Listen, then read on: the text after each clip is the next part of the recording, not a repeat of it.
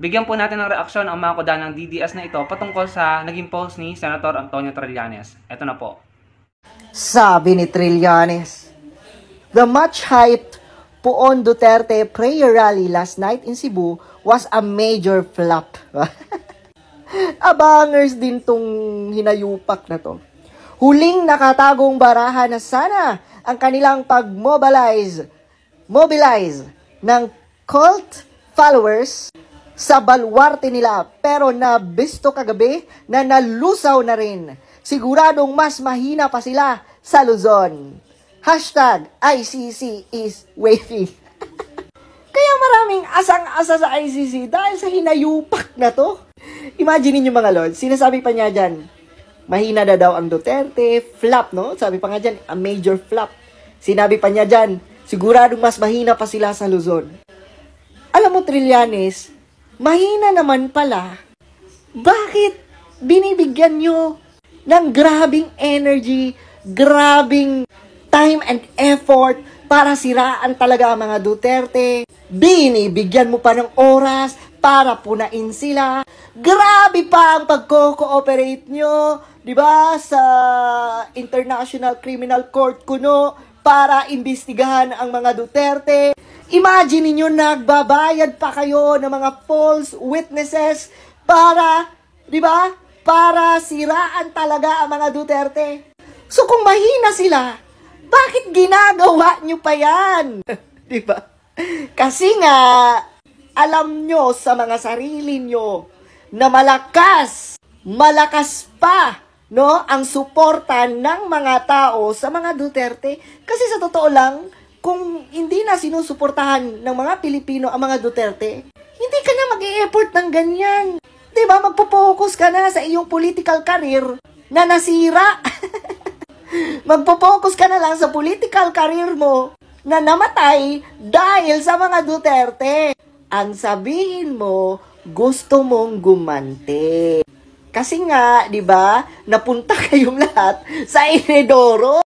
So obviously, nasaktan siya, na-trigger siya dun sa naging post ni Senator Trillanes. Kaya ayan, nagangawa. Halatang halata naman na peke yung tawa niya no? Sinabi niya na nasira daw yung political career ni Senator Trillanes dahil sa mga Duterte. Proud siya doon, no? Pero bakit nga ba nasira?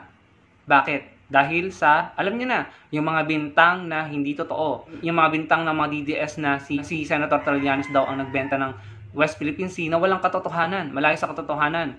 Yung mga imbento ng dating Pangulong, mga foreign bank account ni Senator Trillanes na pinatunayan ni Senator Trillanes na hindi totoo. And then later on, inamin ng dating Pangulong Duterte na gawa-gawa lamang niya yon. And then yung kung ano-ano pang akusasyon kay Senator Trillanes na wala namang napatunayan, no? And ganoon din kay Senator De Lima. So itong taong ito, proud na proud doon, masayang-masaya siya at nangiinsulto siya. Proud siya sa mga kasinungalingang ibinato kay Senator Trillanes, kaya nasira ang karir ni Senator Trillanes. In other words, tanungin niyo yung sarili niyo, bakit ba nasira ang karir ni Senator Trillanes? Nagnakaw ba siya sa gobyerno? May mga pinapatay ba siyang tao? No? Gumawa ba siya ng katiwalian sa mga Pilipino, sa bansa? Di ba hindi naman? Nasa Navy pa lang siya, hanggang sa maging senator pa lang siya, naging productive Filipino siya, gumawa ng mga mahahalagang batas na napapakinabangan ng mga Pilipino. No? Wala akong nakitang ginawang katiwalian or pagsisinungaling ni Senator Trillanes na nakaapekto sa buhay ng mga Pilipino. Wala. Di ba? So, kung ito ay masaya dahil nasira ang karir ni Senator Trillanes dahil sa mga kasinungalingan, false accusation, black propaganda, fake news na ibinato kay Senator Trillanes, iba ang karakter nito. Kasi kung ako tatanungin nyo, sumuporta siya dun sa mga ginawang paninira kay Senator Trillanes para masira ang karir, no? Wala namang ginawang paninira si Senator Trillanes dun sa post niya pero ang sabi nito, bakit patuloy pa rin na naninira sila Senator Trillanes sa mga Duterte? Sinasabi lang ni Senator Trillanes yung totoo, real talk, no? At ito, itong DDS na to, hindi niya matanggap yung katotohanan na humupa na, no? Manipis na ang suporta. Kahit mismo mga DDS siguro naglayuan na. May mga nakikita akong mga DDS na nagko-comment na sabi nila nahihirapan silang ipaliwanag, napapagod na silang sumuporta, at very evident yan, no? Yung mga DDS vloggers biglang tumamlay, biglang tila iba na yung mga pinopost sa mga content nila at humupa, no? Medyo naglaylo sa pagbatikos kay BBM at medyo naglaylo sa pagpopost ng Chacha, naglaylo sa pagpopost ng Mindanao Secession at hindi na sila nagpo-post about Pulboron, no? Kasi napahiya sila pare-pareho. dahil kumambyo, nag-backpedal si Pangulong Duterte.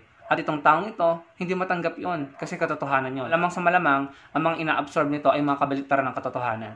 So, pinipilit niyang tumawa, no, para ipakita sa mga manonood niya na masaya siya habang kumukuda siya against Senator Trillanes. But in reality, makikita mo na na-trigger siya at nasaktan siya at hindi niya matanggap yung katotohanan. Nasasaktan siya sa katotohanan. Nakukunti na ang suporta ng mga DDS kay dating Pangulong Duterte.